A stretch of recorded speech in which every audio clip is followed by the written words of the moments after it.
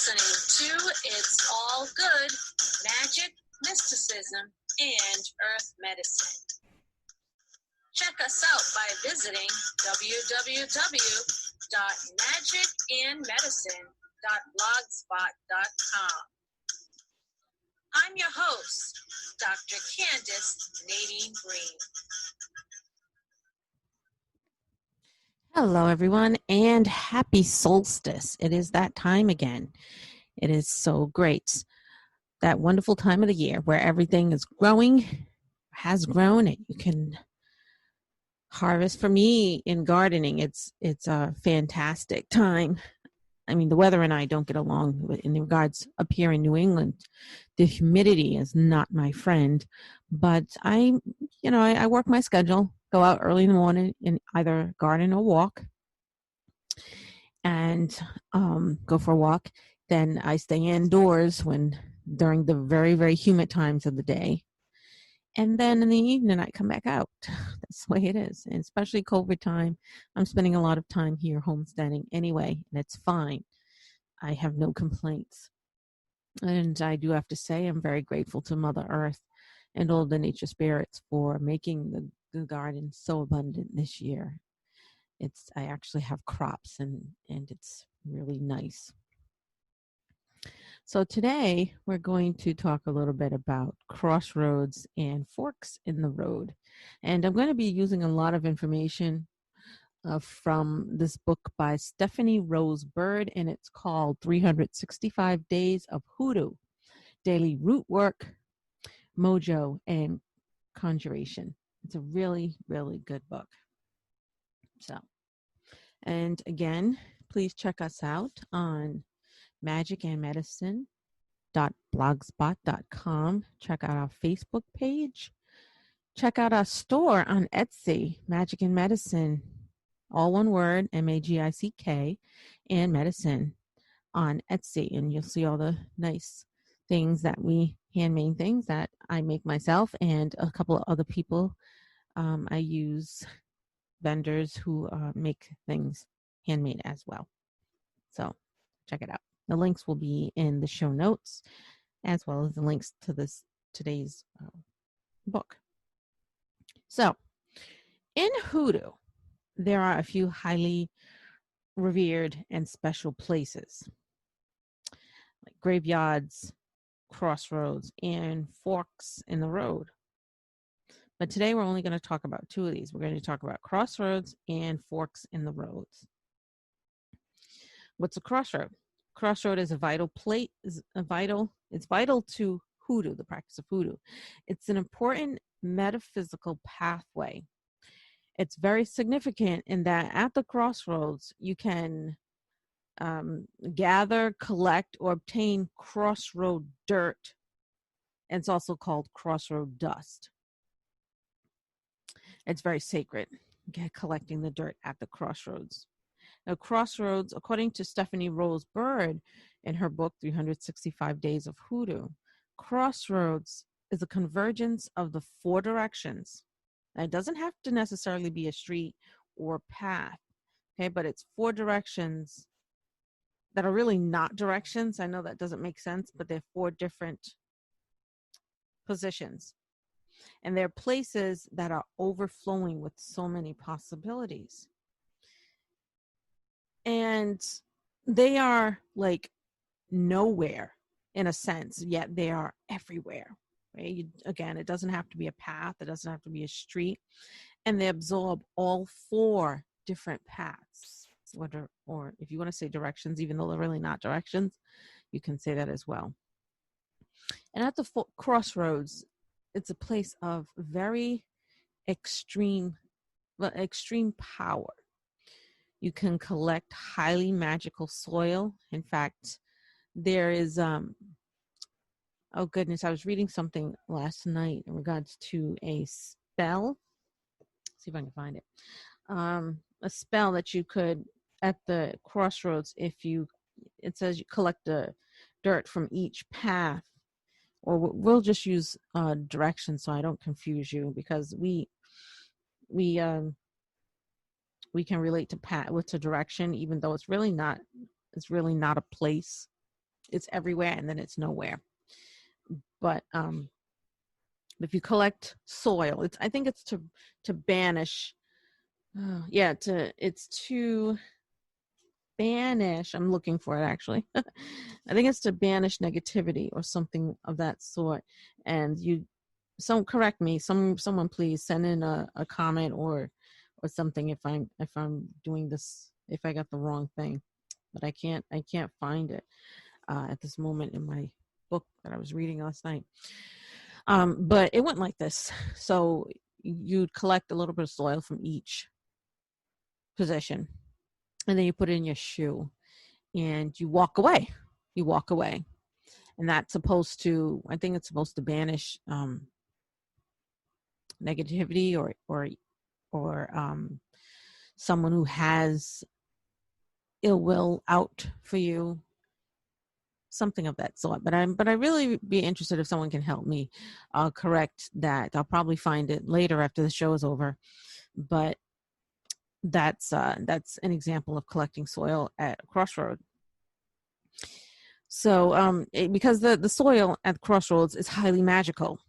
It's known as a place to form agreements, to make oaths, and to set pacts and to barter. In Haiti, Papa Legba, also known as Elegua in Cuba and Exu in Brazil, is the most prominent of the crossroad beings, spiritual beings. He owns the crossroads. He can open and close roads, and he can remove obstacles. He can put a stop to evil work before it even reaches you, and he can turn it right around back to from where it came. And Papa Legba loves justice and truth, and he is it's very hard for mortals to confuse him. But sometimes he does play tricks on us. He is a mediator between the spirit world and the humans, and the human world, physical world. And he's often called upon at the crossroads. In fact, we can call upon him at the crossroads. He can help improve musical ability, art, sculpture, ironworks, and skills needed in games.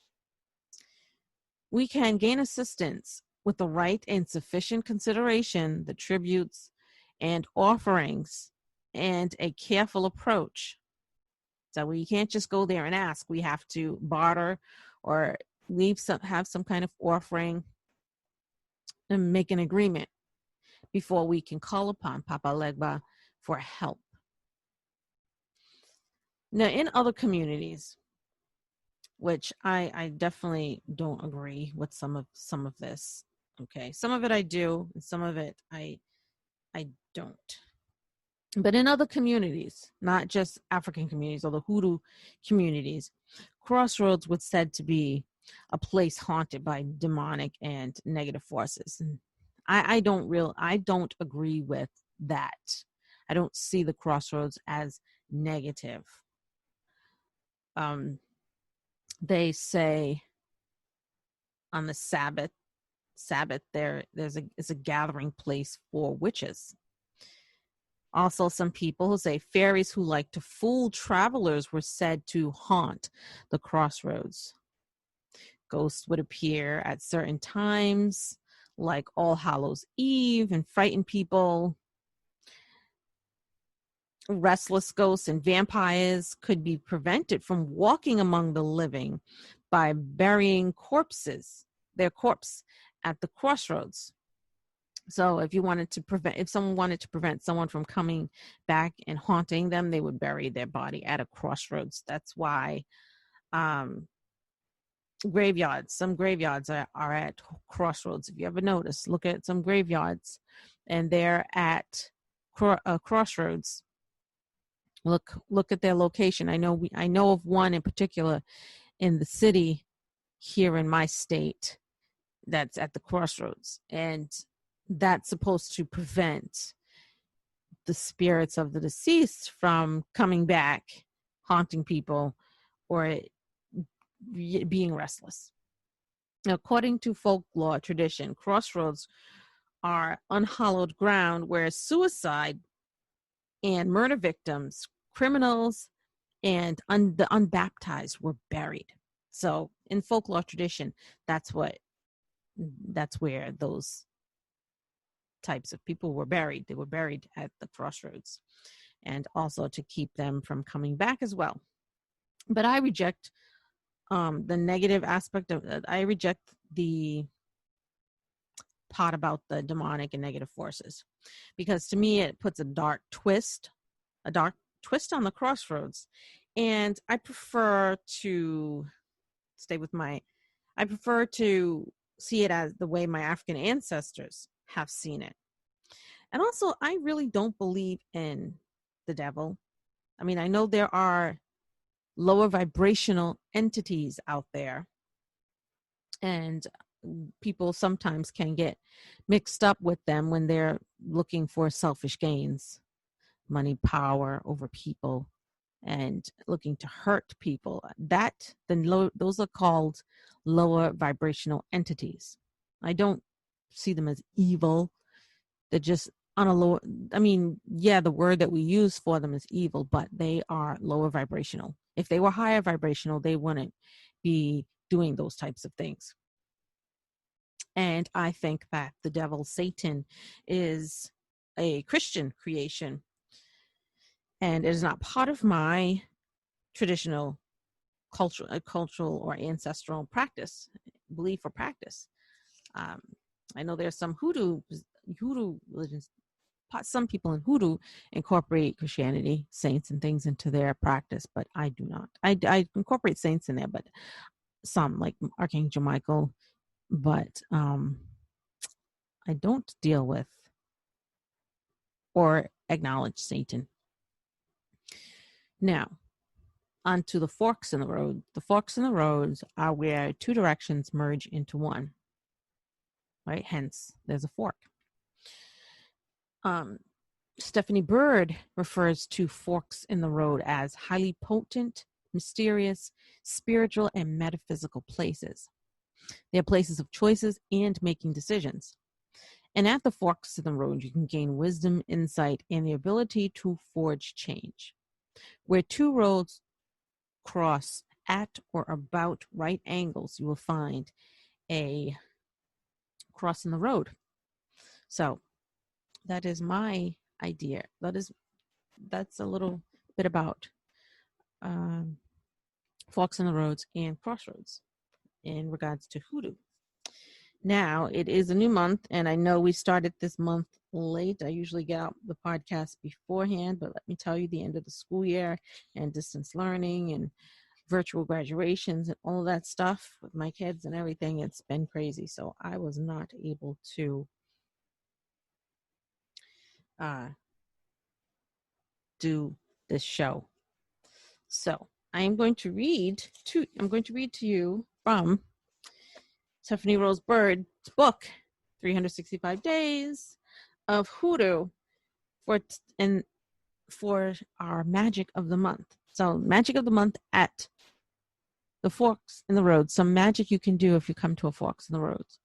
So at a fork in the road, you typically have a couple of choices about which direction to travel, each heading in an opposite direction.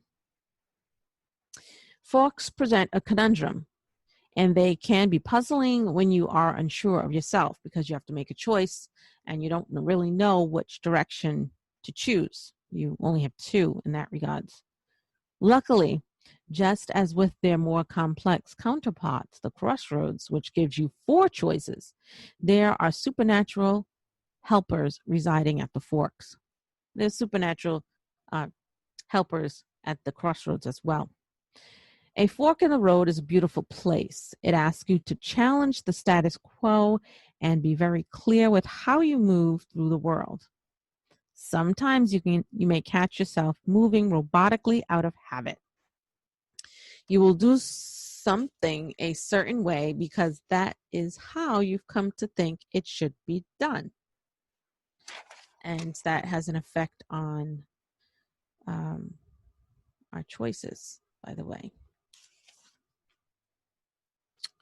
Okay, so to continue, in Hoodoo, there is a lot of thought about how one travels through the world.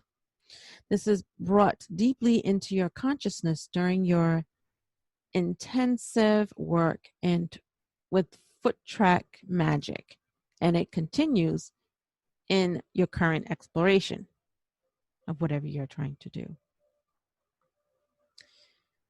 A fork in the road is also a mysterious and mystical place. Otherworldly energies converge there, and if approached in just the right manner, it can help you strengthen all what you do. Now I'm going to suggest to you a fork in the road meditation. Today, you are heading to the nearest fork in the road with your Hoodoo journal and a pen, as well as something comfortable to sit on if you choose. For privacy, use the cloak of darkness, and you can wear a hoodie or cape to make yourself even more difficult to distinguish from your environs. Find a comfortable place to sit near or alongside the fork. Spread out your blanket or whatever you have brought with you to sit upon. Take off your shoes if the weather permits. Fold your legs in the lotus position.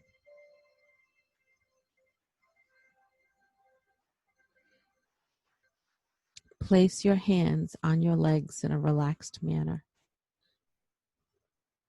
with palms upward and open in a receptive manner.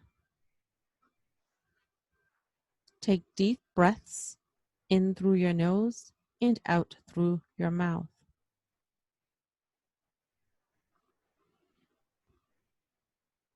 In counts of 6 or 8. The longer you take between breaths, the quicker you will reach deep stage of relaxation. Close your eyes partially, but don't get so comfortable that you fall asleep. Awareness is critical. Let your eyes focus on the third eye, which reacts with and sees into the unknown. Try not to think at all. Every time a thought arises, sponge it out like words on a blackboard. Continue to simply focus on your third eye and your breathing patterns. Inhale for 6 counts and hold, then exhale for 6 counts, and so forth. After about 10 minutes, stretch your body gently and gradually open your eyes fully. Keeping yourself relaxed and unhurried, notice what new thoughts begin to fill your head. What do you see that wasn't there before? What do you hear or smell? Are you being guided to a nearby location? What is Spirit telling you? You can write down the answers to each of these questions in your journal. Jotting things down keeps your thoughts in a more permanent and useful form than the mind alone can achieve. When you have learned your lessons of the day or night, whatever the case may be, head back home with your head filled with fresh thoughts and the possibility of new directions.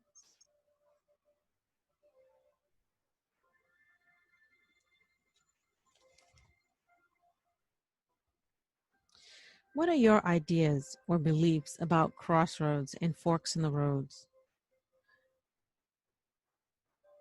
Do you have any special practices when it comes to meeting at the crossroads?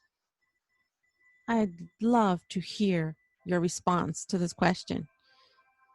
It'll be on the Facebook page and on the blog at magicandmedicine.blogspot.com. I'd love to know your thoughts. Thank you for listening.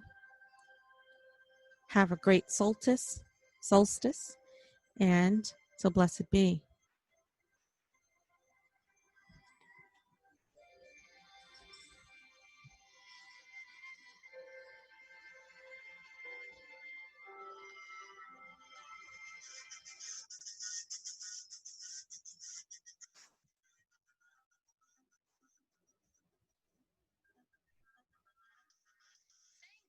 For listening to It's All Good, Magic, Mysticism, and Earth Medicine.